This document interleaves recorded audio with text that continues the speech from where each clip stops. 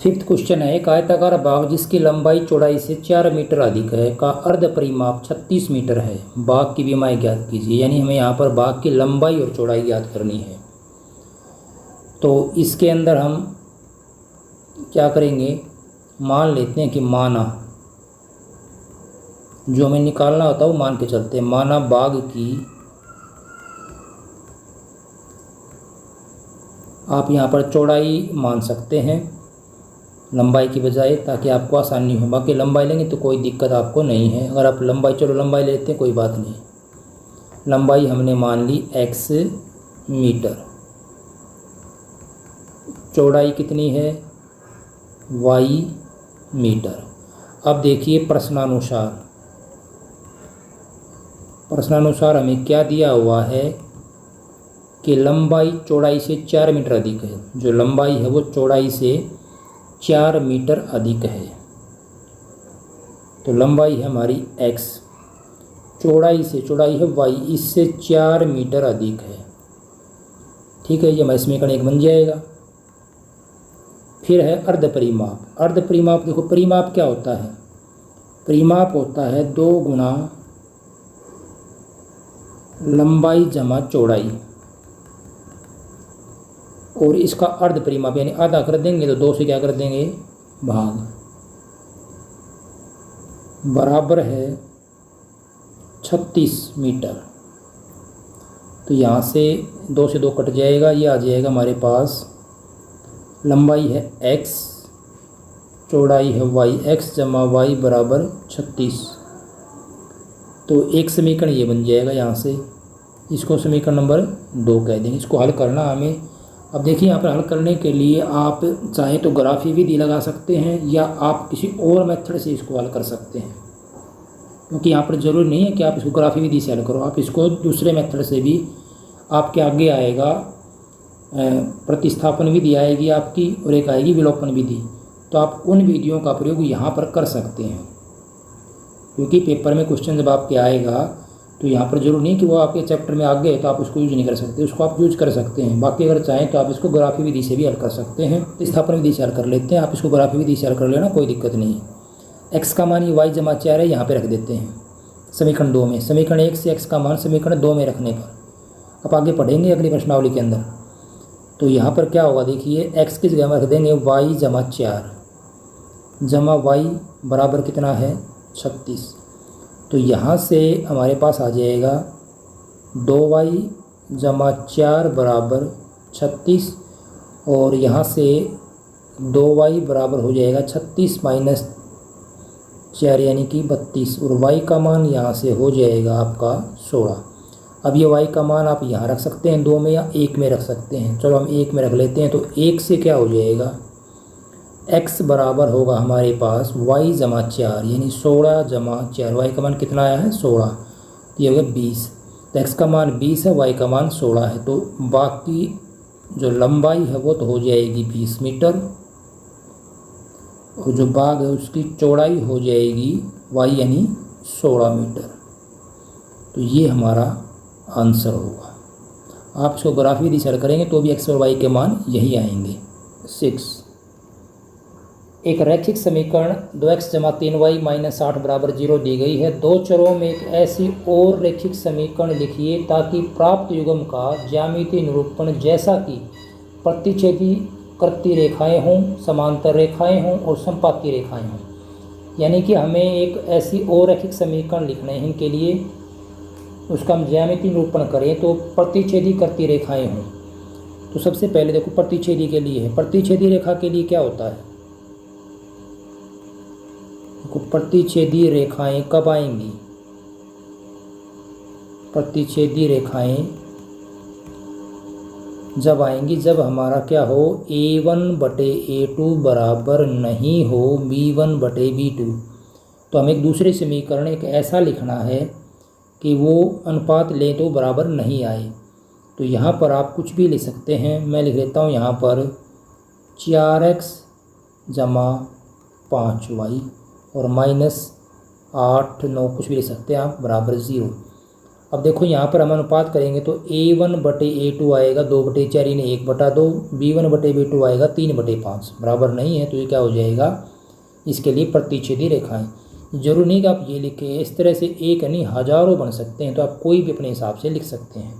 दूसरा समांतर रेखाएं, समांतर के लिए क्या होता है, समांतर रेखाओं के लिए क्या होता है, A1/A2 बराबर है B1/B2 और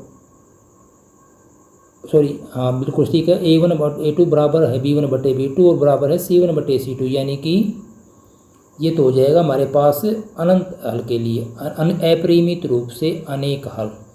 समांतर के होते कोई भी हल ना हो, यानी कि ये बराबर नहीं हो, ये होगा A1/A2 बराबर है B1/B2 बराबर नहीं हो C1/C2, तब हम कहेंगे कि इसका कोई हल नहीं है, यानी कि समांतर रेखाएं हैं।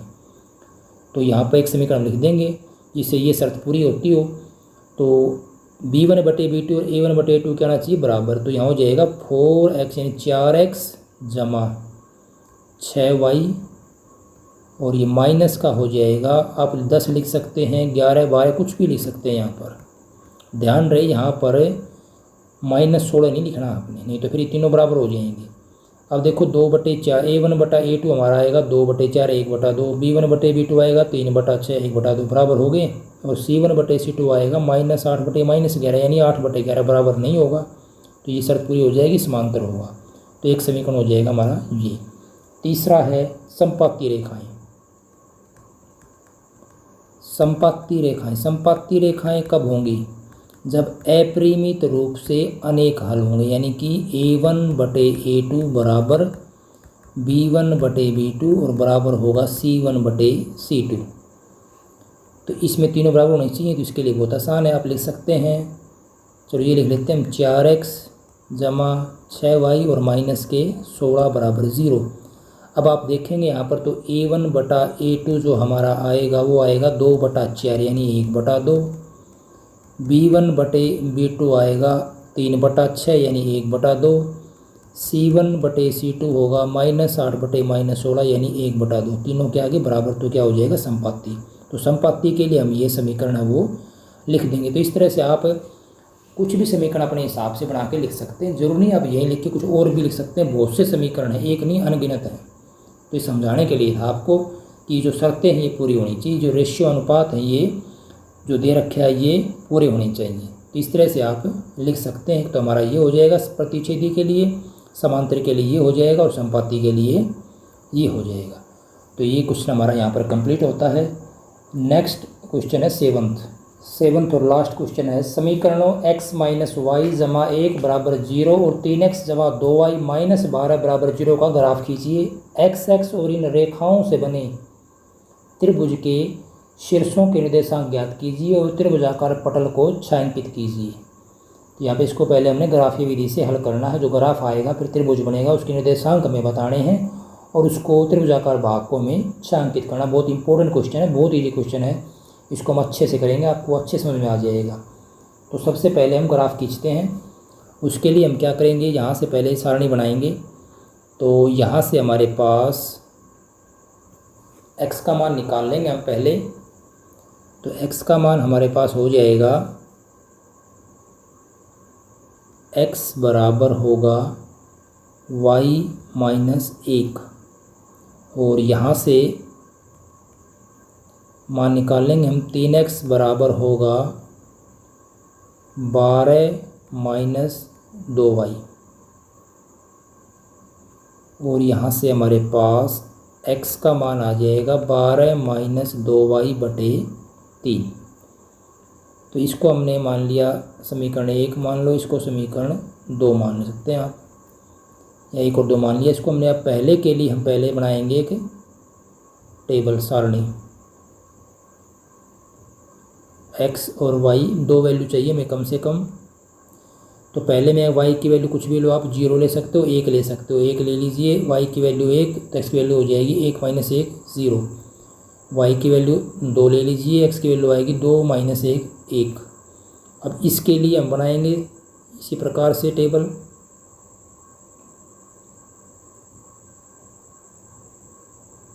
दो मान चाहिए हमें, x और y। y का मान यहाँ पर 0 ले आप, तो ये हो जाएगा 12 घटा 2 गुणा 0 0, तो 12 माइनस 0 12/3 4, यानी कि y का मान आपने लिया 0, तो x का मान आ जाएगा 4। फिर आप y का मान ले सकते हैं यहाँ से, देखिए अगर 1 लेते हैं तो नहीं हो पाएगा पूरा पूरा, 2 लेते हैं, 2 लेंगे तो 4, 8 नहीं हो पाएगा, 3 लेंगे, हाँ 3 ठीक है। y का मान क्या लिया हमने 3, तो 2 गुणा 3 6, 12 माइनस 6 6 6/3 पूरा पूरा भाग जाएगा 2।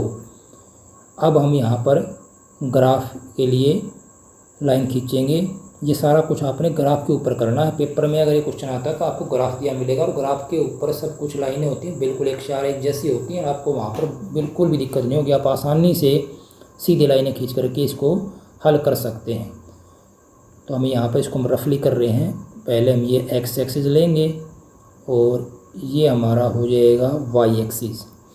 एक्स में वैल्यू देखिए बड़े से बड़ी है 4, पॉजिटिव वैल्यू सारी 1 2 3 और ये 4, ये सभी दूरियां क्या रहेंगी बराबर। वाई की वैल्यू सारी पॉजिटिव है, बड़े से बड़ी वैल्यू 3 है, 1 2 और ये हो जाएगा 3, ये हमारा 0 रहेगा यहाँ पे। पहले समीकरण जो हमारा 1 है, पहली टेबल है, इसके लिए लेंगे हम ग्राफ। तो x का मान 0 y का 1, x का 0 ये है और y का 1 ये है, तो ये हो जाएगा हमारा 0 और 1। यहाँ लिख देंगे हम 0,1। फिर x का मान 1 y का 2, x का 1 ये है और y का 2 ये है, तो यहाँ पे आ जाएगा हमारा, तो यहाँ पे लिख देंगे 1,2, ये हमारा हो जाएगा। अब हम इस तरह से एक लाइन खींच देंगे, इसको छोटी वैसे निकल जाएगी। अब लेंगे हम दूसरी सारणी के लिए, x का मान 4 y का मान 0, x का मान 4 ये है और y का मान 0 इसके ऊपर ही हो जाएगा। तो यहाँ हम लिख देंगे 4,0। फिर x का मान 2 y का 3, x का 2 ये है और y का मान 3 देखो यहाँ आएगा, ये रहा, इसी लाइन के ऊपर आएगा यहाँ पे, ये 2 और ये 3। तो यहाँ लिख देंगे 2,3। अब हमें इसको मिलाना है, सॉरी थोड़ी सी गलती हो गई, ये यहाँ पे बिंदु है, ये मैं दोबारा से लेता हूँ इसको, ये इस तरह से। अब देखिए यहाँ पर हमारे पास एक त्रिभुज बन चुकी है, ये त्रिभुज, मैं इसको दोबारा से दिखाता हूँ आपको। ये देखिए ये त्रिभुज बन गया हमारे पास, यहाँ से लेकर के यहाँ तक, और ये देखिए ये एक त्रिभुज बन गया हमारे पास। अब इसका जो अंदर का भाग इसको हमें छायांकित करना है, तो मैं इसको छायांकित कर देता हूँ। ये देखिए ये वाला, ये सारा हमें छायांकित कर देना है, इसके अंदर का जितना भी भाग है ये। अब आपको अच्छे समझ में आ गया होगा कौन सा भाग बता रहा हूँ मैं, ये वाला, ये सारा क्या है छायांकित करना हमें त्रिभुज। अब हमें क्या करना था, इसके अंदर ग्राफिक विधि से हल करने का ग्राफ खींचना था। फिर एक्स एक्स और इन रेखाओं से बने त्रिभुज, त्रिभुज ये बन गया, और एक्स एक्स हमारा ये वाला नीचे का ये। इस त्रिभुज के हमें क्या बताने हैं, शीर्षों के निर्देशांक। तो ये शीर्ष हमारा हो गया मान लो ए, ये शीर्ष ले लिया हमने बी, और ये हो गया हमारा सी। तो हमारे जो ए है, ए के निर्देशांक क्या हो जाएंगे, देखो यहाँ पर 2 और 3। फिर बी है, बी के निर्देशांक क्या है, देखो बी का बिंदु यहाँ पे ये इधर आ गया -1, एक्स का मान है -1 और वाई का मान कितना है इसके ऊपर, एक्स के ऊपर क्या होता है वाई 0।